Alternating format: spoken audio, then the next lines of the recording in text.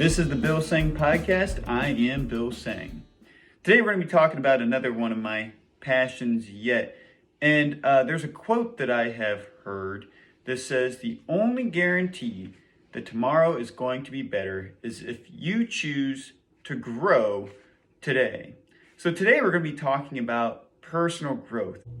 So growing up, personal growth was kind of frowned upon, not by my parents or anything, but I would hear the church talk down about it quite a bit. So as a Christian, I didn't have a very positive idea about what personal growth, personal development was. In fact, back then we called it self-help. And just hearing the term self-help makes me cringe a little bit because it makes it sound as though it's a selfish concept.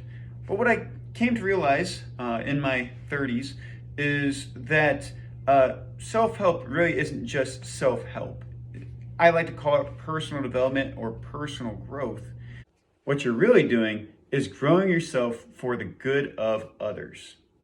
I want you to think a little bit about the past year or so. It's been a pretty rough time with all the things, the pandemic, and with all the politics and all the just wild things going on in our country and around the world. And it gets very easy to get caught up on all those things.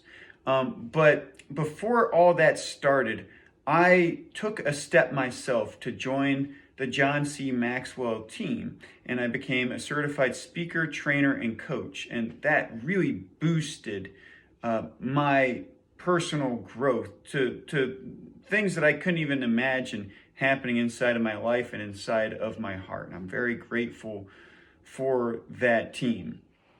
So while I was away from my full-time job, what I decided to do is to take some time, more time, to be able to read and develop myself, develop my character, and learn about different things I could do to help me to lead better in the organizations I was a part of. And there was a book I picked up called 15 Invaluable Laws of Growth, of course, by John C. Maxwell.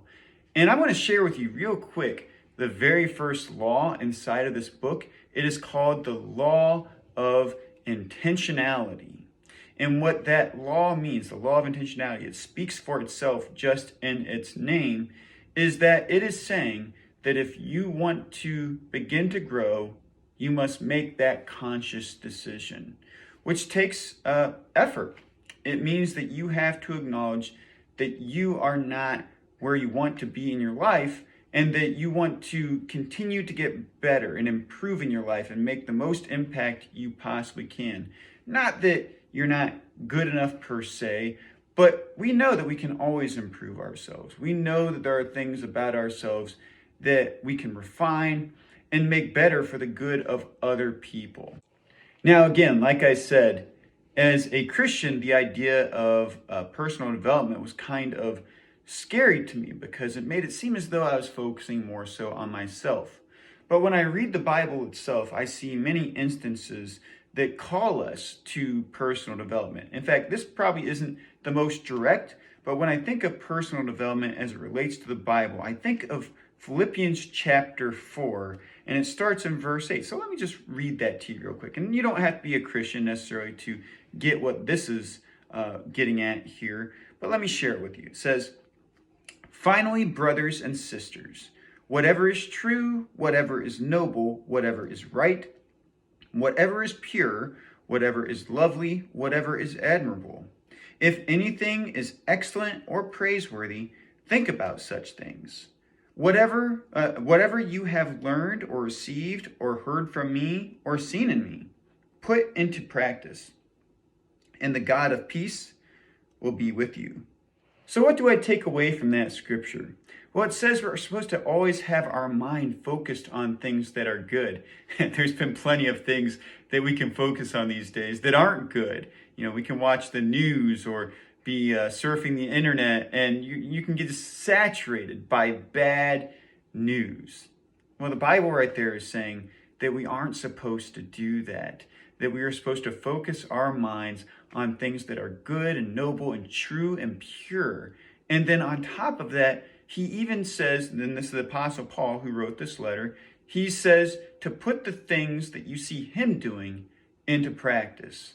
And so we're supposed to be doing good things in our lives as we observe those who've gone before us doing those same good things. And I would even challenge you and myself to say that the good things we saw our predecessors doing, to even try to improve on those things. As again, nobody's perfect, we're not perfect, but we can always do better. And as I'm growing, I'm starting to see my life change. I'm starting to see my perspective on the world change, and starting to see certain things that I once thought were hopeless, not so hopeless, but rather seeing that we can make a great impact on the world, but it's got to start with me. It's got to start with you. You can't expect to change people, but you can change yourself.